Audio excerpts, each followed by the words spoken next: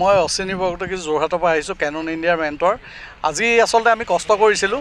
আমাৰ tourist guide কাকু শইকীয়াৰ লগত আমি 3টা বজাতে আজি উঠিছিলোঁ, 5টা বজাত আহি ইয়াত ওলাইছিলোঁ আৰু 6টা বজাত পাইছোঁহি। আমাৰ সৌভাগ্য যে ওচৰৰ পৰা প্ৰায় ওচৰৰ পৰাই বুলি ক'ম, প্ৰায় 100 মিটাৰমান। আৰু আজি প্ৰথম দিনাখনেই আমাৰ এটা প্ৰকাণ্ড বোধহয় ফিমেল ঢেকীয়াপতীয়া আমাৰ চাইটিং হৈছে প্ৰায় 15 ছেকেণ্ডৰ কাৰণে। আৰু আমি অভিভূত। অনাগত দিনত কাজিৰঙাই দেশী বিদেশী পৰ্যটকসকলক ডেফিনেটলি আকৰ্ষণ কৰিব, আমি তাৰে আশা কৰোঁ। মানে আমাৰ লাক বুলিও ক'ব লাগিব, প্লাছ আমাৰ কষ্ট মানে আপোনালোকে জানেই ৱাইল্ড লাইফ ফটোগ্ৰাফী কিমান কষ্টকৰ, কাৰণ যোৰহাটৰ পৰা ইয়ালৈ প্ৰায় 1.5 ঘণ্টা লাগে। গতিকে কালি ৰাতি খুব সোনকালে উঠি আহিছোঁ আৰু প্ৰথম দিনাখন আমি বিভিন্ন প্ৰগ্ৰেম এৰি থৈ পেলাই আজি প্ৰথম দিনাখনেই সোমাম, প্ৰথম দিনাখনেই কি হয় দেখা যাব বুলি এটা ডেডিকেশ্যন লৈ আহিছোঁ। সেই হিচাপত লাকৰ লগত আমাৰ কষ্টটোও আছে। আৰু এই ক্ষেত্ৰত মই ভাবোঁ কাজিৰঙাত বেষ্ট মানুহ কাকু শইকীয়াই, মানে টাইগাৰ চাইটিঙৰ ক্ষেত্ৰত। আৰু আমি লাষ্ট 19 নম্বৰ বাৰ ইভেন আমি গল্ডেন টাইগাৰো কেপচাৰ কৰিছোঁ বাগৰি ৰেঞ্জত। গতিকে আমাৰ অভিজ্ঞতা খুব ভাল এই বছৰৰ বাকীখিনিৰ কাৰণে। দেখা যাওক কি হয়, আহি থাকিম। যিসকল বিদেশী ফটোগ্ৰাফাৰ আছে তেওঁলোকৰ প্ৰতি কি আহ্বান? তেওঁলোকৰ প্ৰতি আহ্বান, তেওঁলোক আহক, আহি পেলাই আমাৰ এতিয়া চাওক আমাৰ বস্তুটো কি হৈছে, কাজিৰঙাৰ টাইগাৰ চাইটিংটো আমাৰ বৰ্তমান চালুকীয়া অৱস্থাতে আছে।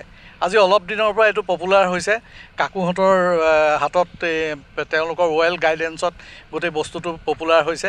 গতিকে বাকী ৰানথামবোৰ আছে, বান্ধৱগড় আছে, তেনেকৈ আপোনাৰ ওচৰতে কাৰ্বেট আছে, তাত অলৰেডি এইটো এটা অৰ্গেনাইজ হৈ গৈছে। কাজিৰঙাত আমাৰ আচলতে এতিয়াও খুব ভালকৈ অৰ্গেনাইজ হোৱা নাই, কিন্তু হ'বলৈ আৰম্ভ কৰিছে। কাৰণ আজি প্ৰথম দিনাখনেই তেওঁলোকে যিটো কষ্ট কৰি ৰাস্তা পদূলি মেৰামতি কৰি থোৱাৰ কাৰণেহে আমি সেই জেগাটো পাবগৈ পাৰিলোঁ, নহ'লে অলপতে চক বানপানী হৈ গৈছে। বানপানীত বিধ্বস্ত অৱস্থা তাৰ পৰা কাজিৰঙা নেশ্যনেল পাৰ্ক অথৰিটিয়ে তেওঁলোকে কিমান কষ্ট কৰি ৰাস্তাবোৰ বনাইছে আমি ভিতৰত দেখি আহিছোঁ, যে তেওঁলোকে যথেষ্ট কষ্ট কৰিছে।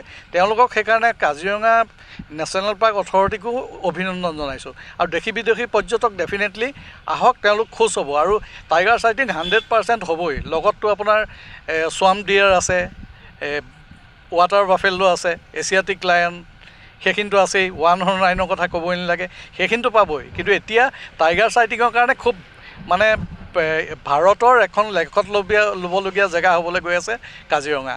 গতিকে আমি এজ এ ফটোগ্ৰাফাৰ আমি ফটোৰ জৰিয়তে আমি সকলোকে দেখুৱাইছোঁ যে আমি আমাৰ কাজিৰঙাত কি পায়, কেনেকৈ আমি কাজিৰঙাত টাইগাৰ আমি খুব ফ্ৰিকুৱেণ্টলি চাইটিং হৈছে। গতিকে আমাৰ ফটোখিনি ইয়াৰ আগৰবাৰ মোৰ ফটোখিনি প্ৰায় ৱৰ্ল্ডৰ বহুত টাইগাৰ ৰিলেটেড বা ৱাইল্ড লাইফ ৰিলেটেড গ্ৰুপে শ্বেয়াৰ কৰিছে, মই দিছোঁ। গতিকে এই বছৰ ভাবোঁ যে টাইগাৰে পৰ্যটনৰ এটা মুখ্য ভূমিকা ল'ব। নতুন পৰ্যটন বৰ্ষ আদৰি লৈছোঁ আজিৰ পৰা।